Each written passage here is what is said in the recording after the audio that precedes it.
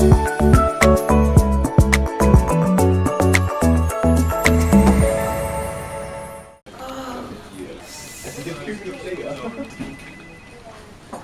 ने मीटिंग बुलाई। क्या यार, आदमी की तकलीफ को तो समझो।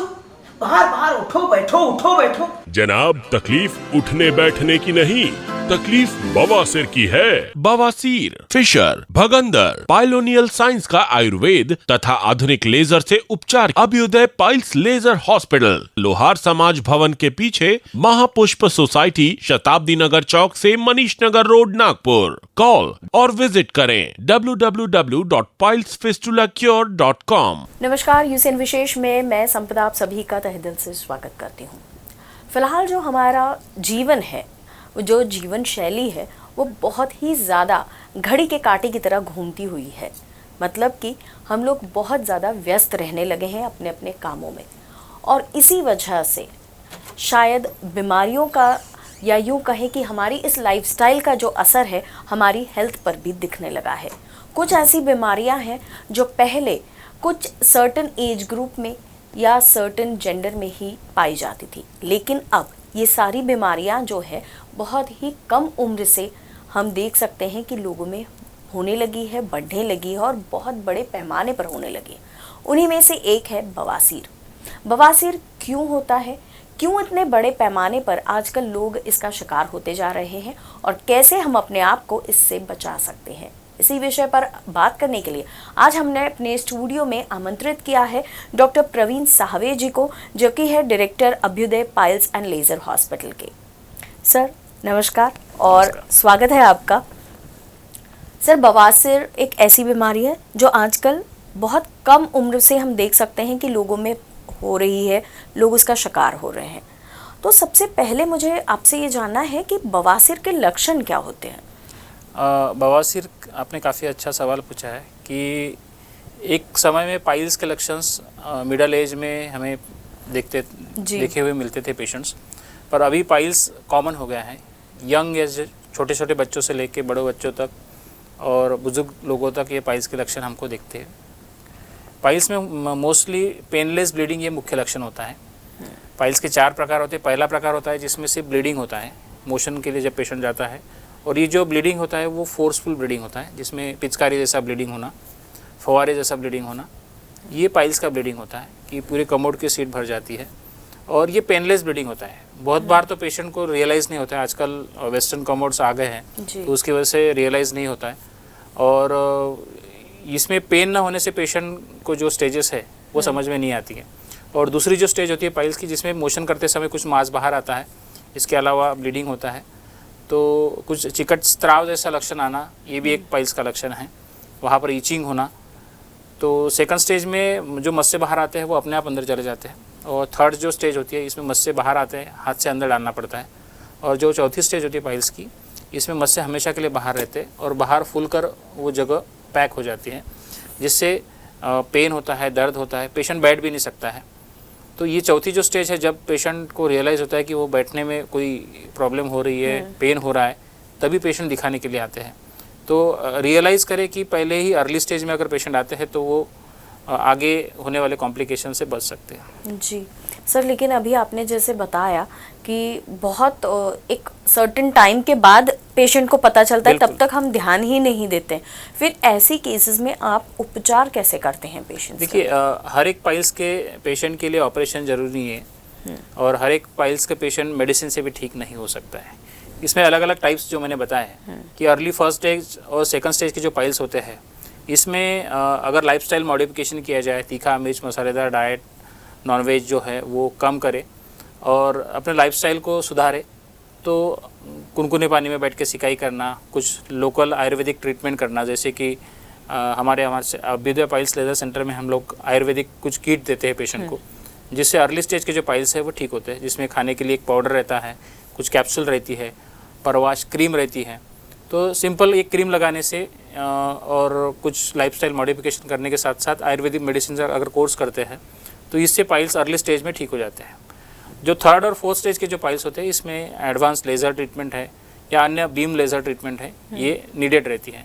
और इसमें स्टेज वाइज अगर देखा जाए तो अर्ली स्टेज के जो पाइल्स होते हैं वो सिर्फ लाइफस्टाइल मॉडिफिकेशन से, खान पान से, अपनी दिनचर्या से और कुछ source of medicine, Ayurveda medicine, इससे वो ठीक हो सकते हैं। सर हम लोग अभी आयुर्वेद की बात कर रहे हैं, मेरे ख्याल से सारी जो थेरेपीज़ हैं या जो ट्रीटमेंट्स हैं उसमें सबसे पुराना है आयुर्वेद। बिल्कुल। और आप पाइल्स का ट्रीटमेंट भी आयुर्वेद के इससे करने की बात है। तो सर अभी आपने कुछ चीज़ें बताई जैसे मसालेदार खाना या ऑयली चीज़ें खाना, ये तो जनरल एक टेंडेंसी है या फिर हमारी सोच है कि ये खाने से पाइल्स होता है, लेकिन क्या इसके अलावा भी कुछ कारण है जिसकी वजह से पाइल्स की तकलीफ हो सकती है? पाइल्स का मुख्यतः कारण अगर देखेंगे तो महिलाओं में मोस्टली हार्मोन लेवल बढ़ने से, जिन महिलाओं को थायराइड की प्रॉब्लम होती है, हाइपोथायराइडिज्म की प्रॉब्लम होती है, ऐसे महिलाओं में कॉन्स्टिपेशन होता है और किसी भी कारण से प्रेशर या जोर लगाने का कारण हो तो उसकी वजह से पाइल्स की समस्याएं होती है। तो गर्भावस्था में जैसे महिलाओं में गर्भा का वजन बढ़ता है, फीटस का वजन बढ़ता है, तो उसकी वजह से वहाँ की जो रेक्टल प्रेशर्स है, हिमोराइड्स है, हिमोराइडल आर्टरीज है, वहाँ पर उसमें प्रेशर बढ़ने से वहाँ पर प्रेगनेंसी इंड्यूस हिमोराइड्स होते हैं या पाइल्स होता है। पुरुषों में अगर कुछ कारण देखेंगे तो हमारा ह्यूमन स्ट्रक्चर ही ऐसा बना है, मानव जो है वो पृष्ठवंशीय प्राणी कहा गया है, जिसको स्पाइनल कॉर्ड है। तो जो ह्यूमन स्ट्रक्चर है वो स्ट्रेट जो खड़े रहने की आदत है, जो ज़्यादा समय तक खड़े रहते हैं, जो ज़्यादा समय तक बैठते हैं, ऐसे व्यक्तियों में भी पाइल्स होने की संभावना ज़्यादा है। आज से हज़ारों साल पहले एक कारण बताया था कि पुराने ज़माने में ट्रैवल करने के लिए जो साधन होते थे वो सिर्फ हाथी, घोड़ा या ऊँट की सवारी करते थे जी। तो कई दिनों तक वो चलते रहते थे। तो ऐसे समय में ज़्यादा समय तक सवारी करना, आज से हज़ारों साल पहले बताया था कि आज ज़्यादा समय तक घोड़े की सवारी करना या और कोई जानवर के ऊपर बैठकर सवारी करना, ये पाइल्स का एक कारण उन्होंने उस समय बताया था। आज अगर हम उसको कोरिलेट करते हैं तो most of the marketing person जो होते हैं, ज़्यादा समय तक बाइक चलाना, लॉन्ग ड्राइव तक ड्राइव करना, तो ये भी आज कारण पाइल्स में होने का एक बताया, जो आज से हज़ारों साल पहले बताया गया था सिद्धांत या प्रिंसिपल, वो आज भी उतना ही सही है। क्योंकि आयु कामय माननम आयुर्वेदोपदेशेषु विधिया परमादरा, आयुर्वेद जो है वो जो सिद्धांत बताता है वो आज भी उसी काल के जो सिद्धांत है वो पूर्णतः सत्य है और उसकी अनुभूति, उसकी प्रचिति वही ले सकता है जो उस स्टेज पर है। बिल्कुल। और बिल्कुल सही कहा आपने कि हम भी मतलब जनरली अगर देखें तो पाइल्स की जो तकलीफ है, जो लोग ज़्यादा घूम रहे, बट हमारी एक सोच होती है कि शायद बहुत मसालेदार खाना खा लिया शायद इस वजह से, पर इसके अलावा भी जैसे आपने भी, हाँ, तो ये कारण हो सकते हैं। सर जो Abhyuday piles and laser hospital है, वहाँ जो ट्रीटमेंट होता है वो लेज़र ट्रीटमेंट होता है, तो एग्जैक्टली लेज़र ट्रीटमेंट मतलब क्या होता है और कैसे लेज़र इस मतलब बीमारी में हेल्प कर सकता है? जैसे कि मैंने बताया है कि हमारा पहला मोटो रहता है कि पेशेंट को सही तरह से डायग्नोसिस करना। जैसे वीडियो एंडोस्कोपी या दूरबीन के माध्यम से हम लोग जांच करते हैं कि पेशेंट की पाइल्स की स्टेज कौन सी है, फर्स्ट, सेकंड, थर्ड, फोर्थ। तो अर्ली स्टेज के जो पाइल्स है वो आयुर्वेदिक मेडिसिन और आयुर्वेद किट के द्वारा ठीक हो जाते हैं। और जो थर्ड और फोर्थ स्टेज के पेशेंट है या जो ब्लीडिंग के पेशेंट्स है, ऐसे पेशेंट्स में हम लोग लेज़र ट्रीटमेंट करते हैं। लेज़र ट्रीटमेंट क्या है कि एक डे केयर प्रोसीजर है, इसमें किसी भी प्रकार के आपको लॉन्ग टर्म हॉस्पिटल में एडमिट रहने की आवश्यकता नहीं है, इसमें किसी भी प्रकार के स्पिंक्टर को कट करने की आवश्यकता नहीं है, इसमें आपको किसी भी प्रकार के टाँके या घाव की ज़रूरत नहीं रहती। तो पेशेंट का पोस्ट ऑपरेटिव जो पेन है वो बहुत कम रहता है, पेशेंट को ब्लीडिंग भी ज़्यादा मात्रा में नहीं होता है और एक दिन हॉस्पिटल में एडमिट रह के आप पेशेंट ट्रीटमेंट लेके अपना काम पे जा सकता है। तो मोस्टली लेज़र ट्रीटमेंट क्या होता है कि जैसे पाइल्स के ट्रीटमेंट के बारे में अगर हम सोचें तो पाइल्स के जो फीडिंग आर्टरी या वेसल्स रहती है वहाँ पर लेज़र के माध्यम से ट्रीटमेंट किया जाता है। तो हमारे सेंटर पे हम लोग जो मशीन यूज़ करते हैं लेज़र के लिए, वर्ल्ड की सबसे एडवांस 1470 मशीन है, जिसके द्वारा डायोड लेज़र के माध्यम से क्या किया जाता है कि वो लेज़र के जो बीम है उसको लेज़र से पाइल्स के बेस पर हम लोग ट्रीटमेंट करते हैं। उससे वहाँ का मेलानिन, हीमोग्लोबिन और वाटर कंटेंट सिकुड़ जाता है। जो पाइल्स है वो अपने नॉर्मल पोजीशन में आके श्रिंक हो जाते हैं। वहाँ किसी भी प्रकार का घाव नहीं होता है, किसी भी प्रकार का टाका नहीं होता है। तो पोस्ट ऑपरेटिव जो ड्रेसिंग्स है या पेशेंट को पेन है या डिस्कम्फर्ट है वो कुछ भी नहीं होता है। वैसे फिस्टुला में है या फिशर में है, फिशर में भी हम लोग लेज़र के माध्यम से फिशर बेड को एब्लेट किया करते हैं और लैटरल लेज़र स्फिंक्टरोटॉमी करते हैं, जिससे मिनिमम टू मिनिमम घाव रहता है और उससे पेशेंट को जो डिस्कम्फर्ट है वो नहीं होता है। और फिशुला में अगर देखेंगे, जिसको नाली घाव या भगंदर कहते हैं, इसमें भी किसी प्रकार का स्फिंक्टर को काटने की आवश्यकता नहीं होती। इसमें जो फाइबर यूज़ करते हैं हम लोग वो रेडियल फाइबर यूज़ करते हैं, जिसके माध्यम से लेज़र के द्वारा फिशुला की पूरी ट्रैक्ट को अंदर से एब्लेट किया जाता है और वो फिशुला ठीक हो जाता है। मतलब जो लोग ऑपरेशन नाम से डरते हैं, बिल्कुल उनके लिए लेज़र है। हाँ, और जिनके पास समय भी कम है, उन्हें जल्दी अपना रूटीन ज्वाइन करना है, उनके लिए भी मेरे ख्याल से लेज़र ये एक ऐसा ट्रीटमेंट है जो आपको हर तकलीफ से बिल्कुल निजात दिलाता है। सर, एक और चीज़ है कि कॉस्मेटिक लेज़र हम सुनते आ रहे हैं आजकल इन दिनों, तो ये एग्जैक्टली कॉस्मेटिक लेज़र उपचार क्या होता है? कॉस्मेटिक लेज़र यानी क्या होता है कि जैसे हमारे सेंटर पर सभी प्रकार के लेज़र उपलब्ध है, जैसे एनडीआग लेज़र है, CO2 लेज़र है, RF लेज़र है, डायड लेज़र है, बीम लेज़र है, ऐसे डिफरेंट टाइप्स ऑफ लेज़र्स होते हैं।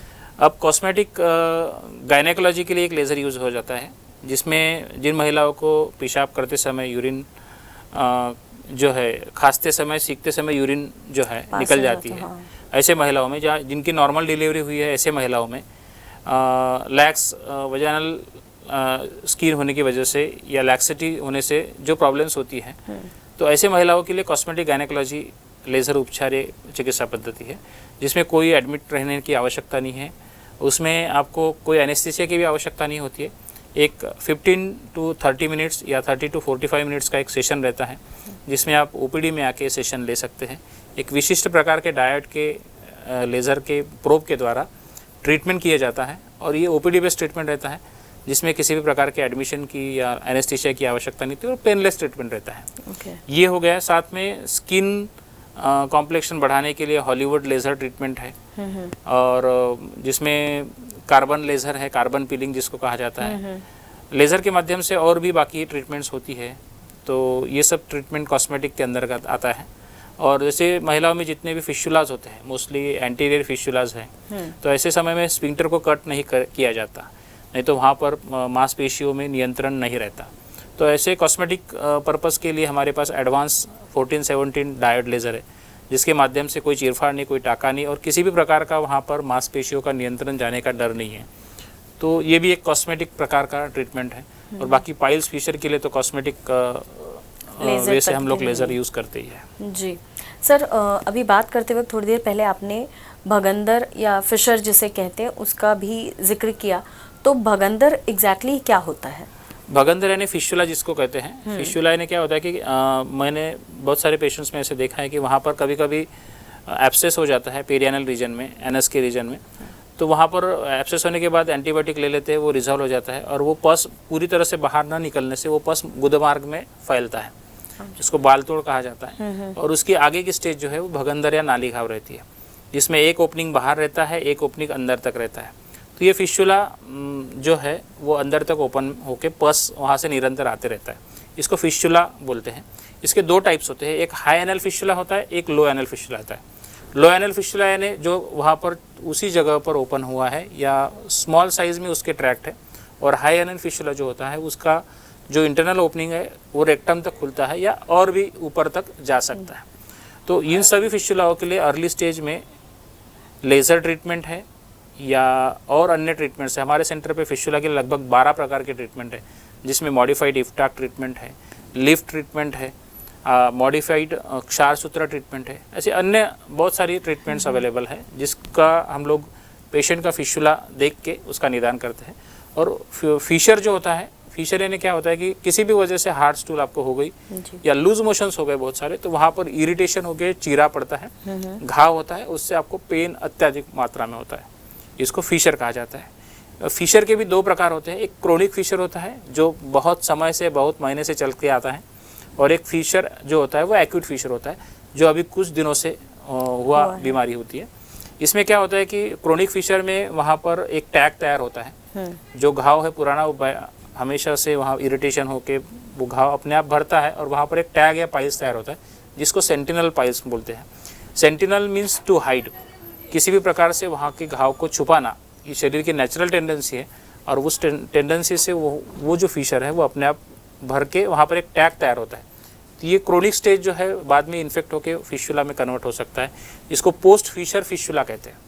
तो एक छोटे से फिशर से आप फिशुला तक जा सकते हैं, और फिशर और पाइल्स से फिशुला जो है थोड़ा सा ट्रीटमेंट करने के लिए डिफ़िकल्ट होता है, क्योंकि उसमें पस होता है, पस निरंतर आता है, और एक बार फिशुला हो तो रिकरेंस भी हो सकता है। इसलिए अर्ली स्टेज में डायग्नोसिस, अर्ली स्टेज में ट्रीटमेंट ये बहुत ज़रूरी है। और इसके लिए हम यही कह सकते हैं अपने व्यूअर्स से कि थोड़ा ख्याल अपनी हेल्थ के ऊपर भी आपने देना ज़रूरी है।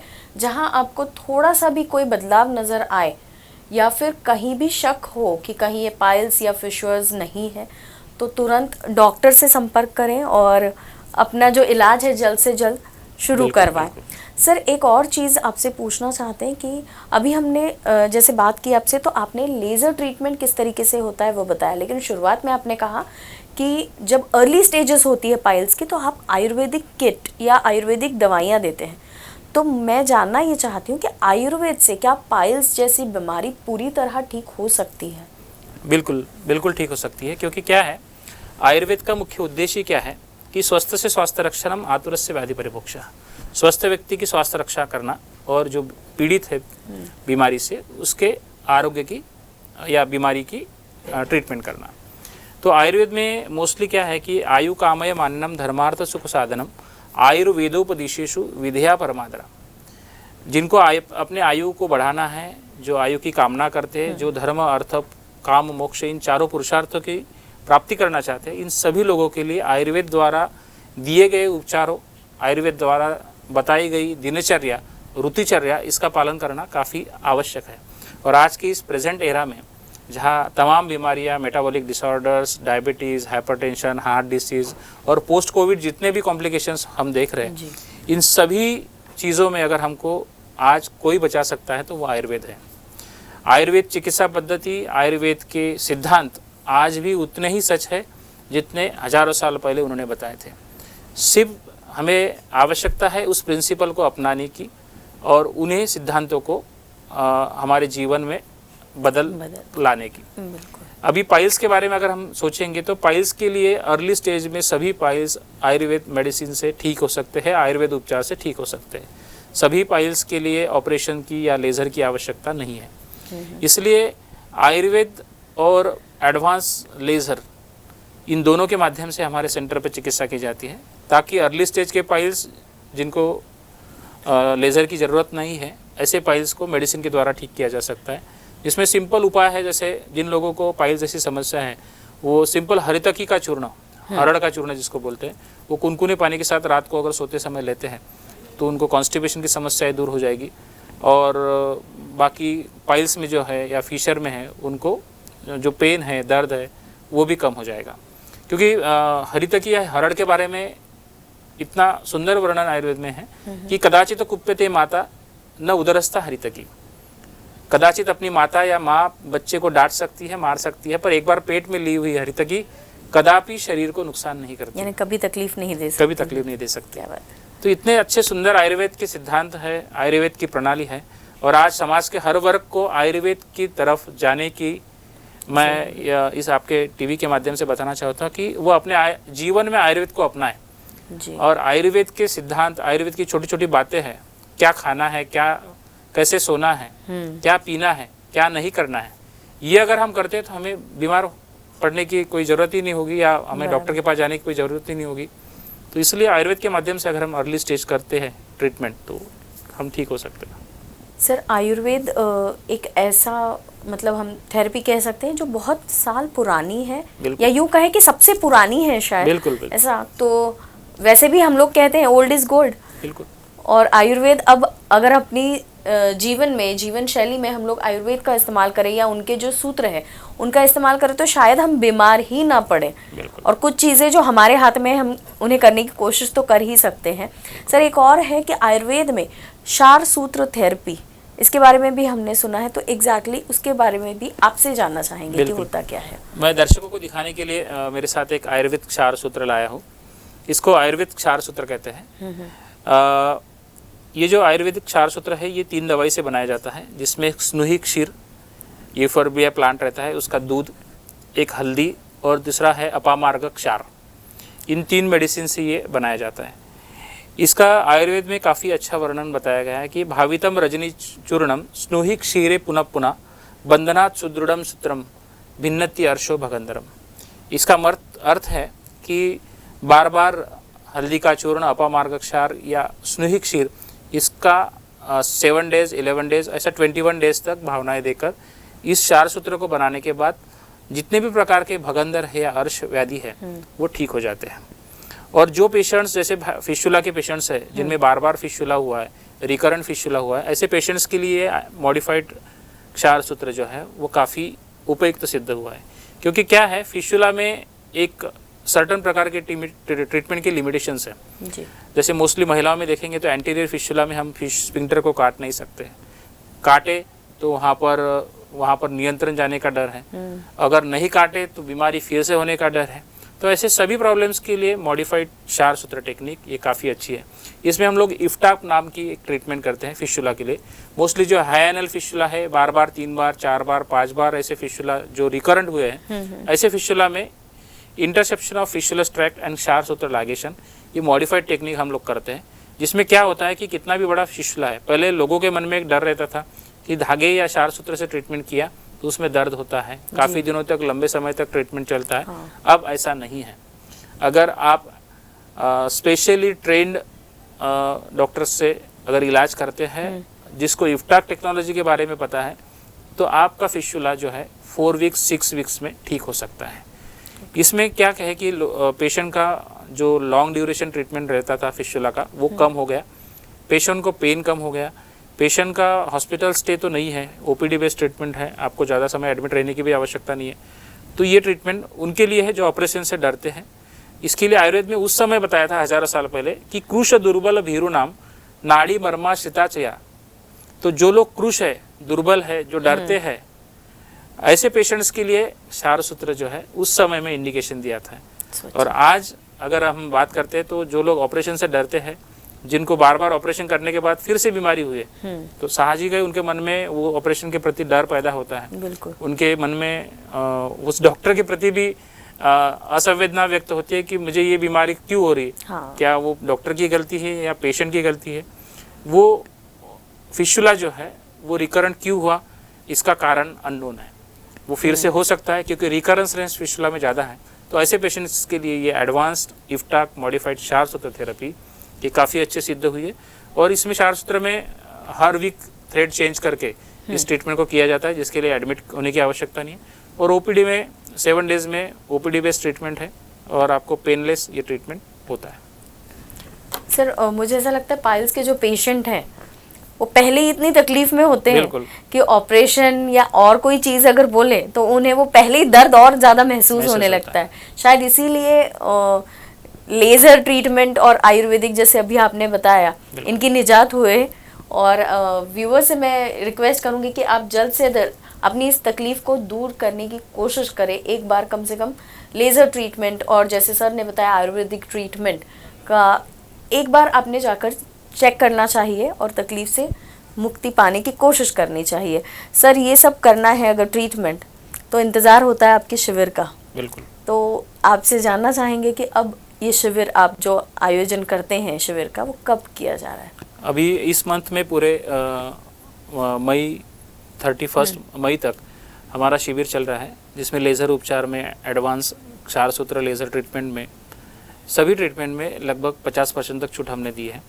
और ये हर साल रहता है। जैसे अक्षय तृतीया में हम लोग कुछ सोना खरीदते हैं या धन, जो कहा जाता है कि उस दिन खरीदा हुआ धन अक्षय रहता है। हाँ। जिसका कभी नाश नहीं होता है। वैसे इस महीने में हम लोग हमारा हमेशा के तरह इस साल भी हम लोग आयुर्वेदीय शिविर और एडवांस लेज़र शिविर का आयोजन पूरे महीना भर किया है, जिसमें आपका जो आरोग्य है, आपका जो हेल्थ है, क्योंकि हेल्थ ही वेल्थ है, वो निरंतर अक्षय रहे, आप बीमार ना पड़े, आप हमेशा स्वस्थ रहे।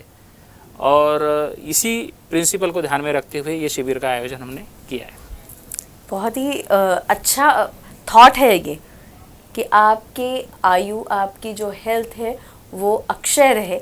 तो ज़्यादा से ज़्यादा तादाद में आप इस शिविर का जो है लाभ उठाएं, ऐसी हम आपसे रिक्वेस्ट करते हैं।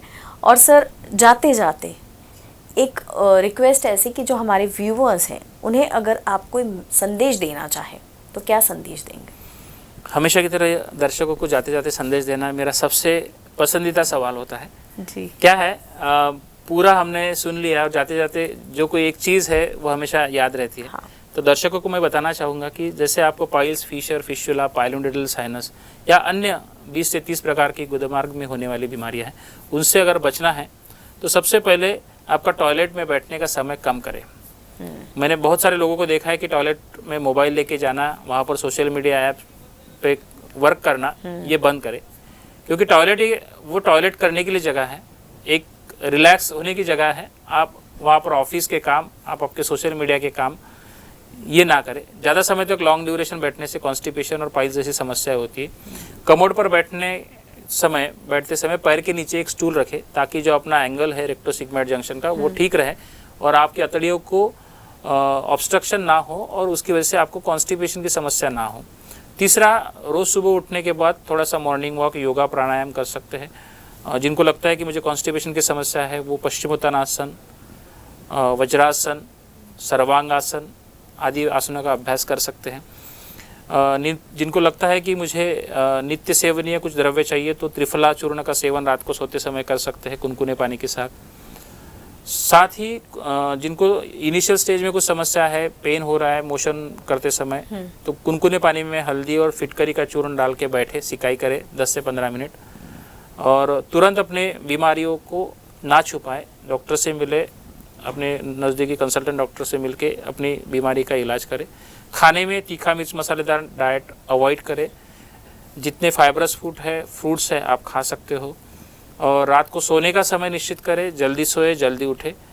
और जो अभी गर्मी का मौसम है तो ऐसे समय में आप छाछ, दही इसका सेवन कर सकते हैं। और जिनको ऐसा लगता है कि मुझे भविष्य में कभी पाइल हो ना, तो नियमित योगाभ्यास, प्राणायाम, इसके साथ साथ हरितकी का चूर्ण नित्याभ्यास से सेवन करें या आंवले का चूर्ण सेवन करें, जैसे या तीनों मिला के अगर सेवन करते हैं तो त्रिफला चूर्ण होता है, तो ये सेवन कर सकते हैं। और मैं दूसरा ये बात बताना चाहूँगा कि संडास के लिए जब जाते हैं पेशेंट्स या दर्शक तो हमेशा हार्डली 3 से 4 मिनट से ज़्यादा टॉयलेट में ना बैठे। जो भी प्रेशर देने का कारण होता है वो पाइल्स जैसी समस्याओं को बढ़ाता है। वहाँ पर लोकल हाइजीन अच्छे से मेंटेन करें। हो सके तो जेट वाले स्प्रे ना यूज़ करें, हैंड जो स्प्रे होते हैं वॉश करने के लिए वो यूज़ करें, क्योंकि जेट वाले स्प्रे से फिशर होता है और बहुत सारे लोगों को ये चीज़ें नहीं पता होती है। और टॉयलेट में न्यूज़पेपर लेके जाके बैठना ये भी गलत है। आपको लॉन्ग ड्यूरेशन बैठने से भी पाइल्स हो सकता है। तो सुखी रहे, स्वस्थ रहे और आयुर्वेद को अपने दिनचर्या का एक पार्ट बनाएं ताकि आपको किसी भी प्रकार के पाइल्स ही नहीं और किसी भी प्रकार से जूझना ना पड़े।